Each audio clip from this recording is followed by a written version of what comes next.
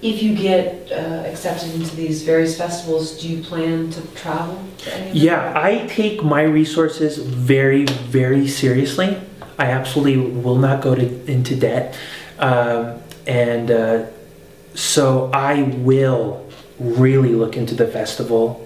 I will look into films that were there, like in the last couple of years. I will contact those filmmakers and I will say, I promise you this is all, you know, confidential. What was your experience like? I'm gonna do my research and find out if it's worth it for me, assuming they don't pay for anything for me to travel there. So I will, if I find that it's worth the cost and expense, because it can be very well worth the cost and expense. You know, you meet great people, and Thomas actually says something really wise. He says one of your film festival strategies ought to be a region in which you want to put down roots, sow roots for sow seeds, I guess, for your future films. So let's just say you have an idea that takes place in the desert, submit to Arizona festivals or Nevada festivals, because now you're going to get to know these people. That's very wise.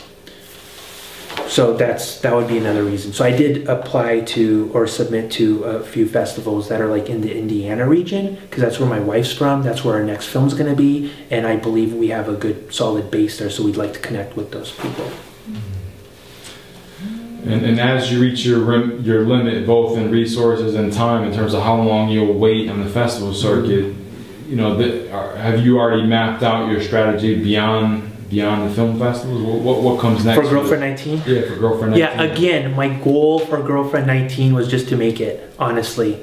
So, I'm not sure. Here's the deal with Girlfriend 19. I'm very honest with myself. Very honest with myself.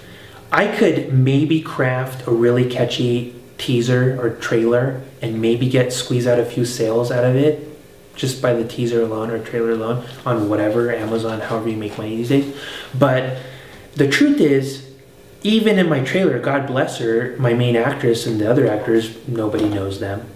You know, I could expend my time and energy on trying to squeeze out a few pennies out of the film, or I could invest that time, energy, money, resources into my next film. Which, if it ends up being pretty good, then all of a sudden I have another movie. It's the maker of, you know? So that's kind of my strategy for that. I just don't like to invest too much in something that I don't feel is worth it. And I'm not diminishing my capacity or nor my film. I'm just being realistic here.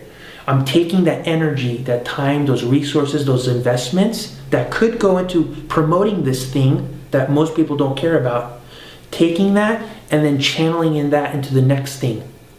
And someone might say, yeah, but that's not fair to the actress in Girlfriend 19. That's not fair to those. Yes, it is. Because if this next thing becomes something, people are all going to want to watch the thing that I did before that. It's all connected. It's a web. So that's my mentality on that.